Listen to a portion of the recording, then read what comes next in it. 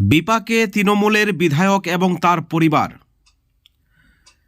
ইচ্ছে করে নির্বাচন কমিশন তৃণমূলের বিধায়ক হওয়ার জন্যই ডাকছেন নাকি শুনানিতে। বিজেপির দাবি মিথ্যে রটাচ্ছেন তৃণমূলের বিধায়ক। বন্ধুগণ, আপনারা জানেন আজ থেকেই অর্থাৎ 27শে ডিসেম্বর শনিবার থেকেই এসআইআরের শুনানির শুরু হয়েছে। একটা ব্যাপক তোড়জোড় নির্বাচন কমিশনের পক্ষ থেকে। প্রত্যেক বিধানসভা এলাকায় 11টি করে কেন্দ্র থাকছে। ঠিক এই পরিপ্রেক্ষিতে যে বড় খবর উঠে আসছে যে 2002 সালের ভোটার তালিকায় নাম ছিল তৃণমূলের বিধায়কের, খসড়া ভোটার তালিকায়ও নাম রয়েছে, তারপরও এসআইআর প্রক্রিয়ায় শুনানির জন্য তলব করা হয়েছে খণ্ডঘোষের তৃণমূল বিধায়ক নবীন চন্দ্র বাগের মাকে, ভাইকে এবং ভাইয়ের স্ত্রীকে।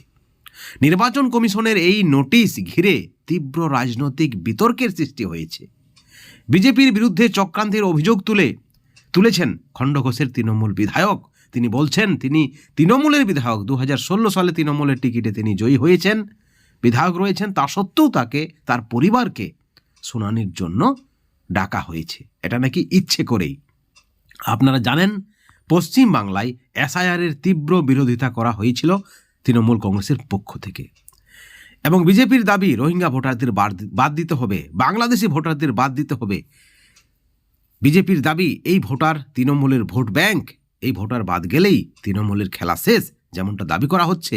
এদিকে তৃণমূলের পক্ষ থেকে দাবি করা হচ্ছে ইচ্ছে করেই তৃণমূল ভোটারদের টার্গেট করা হচ্ছে, বিধায়ক এবং তার পরিবারেরাও বাদ যাচ্ছে না।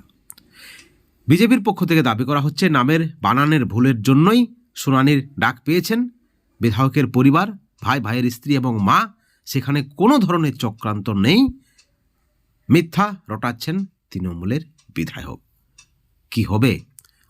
নামের বানানের ভুল 32 লক্ষ ভোটারের রয়েছে, যেমনটা বিজেপির পক্ষ থেকে দাবি করা হচ্ছে। বন্ধুগণ, এই ভিডিওর পরিপ্রেক্ষিতে আপনাদের কি মতামত? এই যে অভিযোগ পাল্টা অভিযোগ, এত ভয় কেন শাসক দলের? প্রশ্ন উঠেছে।